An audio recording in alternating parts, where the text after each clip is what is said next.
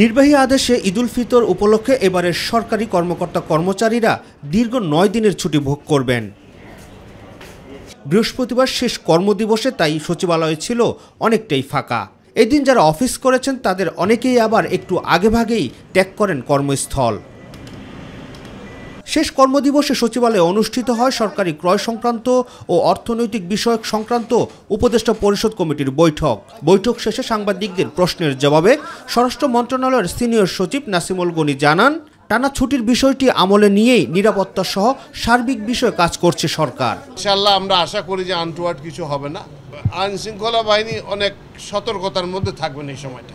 সবচেয়ে বড় জিনিসটা হলো যে আমাদের আগে বাহিনী সচল ছিল না, কিন্তু বাহিনীটা সচল হয়েছে আলহামদুলিল্লাহ।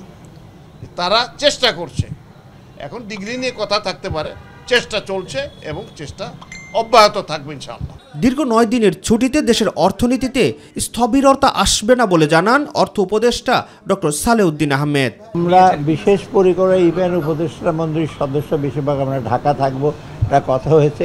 দরকার হলে সেই বন্ধের মধ্যে আমরা দরকার মিটিং করবো, সো এটা আটকে থাকবে, এটা আমাদের মধ্যে কথা হয়েছে। বেশিরভাগ আমরা সবাই ঢাকা থাকবো, দু একদিন ছাড়া। আর সচিবটি যদি বাইরে যায়ও, দেশে থাকলে তো অসুবিধা নয়, বিদেশে গেলে আমরা জুমের মাধ্যমে ইস্যু করি, সেটা আমি ওয়ার্ল্ড ব্যাংকে থাকতে অনেকগুলো মিটিং করি, সেগুলো অসুবিধা হবে না। এদিকে উন্মুক্ত দরপত্রের মাধ্যমে 50,000 মেট্রিক টন বাসমতি চাল, 70,000 মেট্রিক টন সার এবং 2 কার্গো এলএনজি কেনার অনুমতি দিয়েছে সরকারি ক্রয় সংক্রান্ত কমিটি। এলএনজি করেছি, আর কতগুলো কনস্ট্রাকশন, যেটা পুলিশের জন্য কতগুলো খুব মাল্টি স্টোরি বিল্ডিং পেন্ডিং ছিল, ওটা শেষ পর্যায়ে আমরা অনুমোদন করে হ্যান্ড ওভার করা হবে স্বরাষ্ট্র মন্ত্রণালয়। রাকিব হাসান, মাই টিভি, ঢাকা।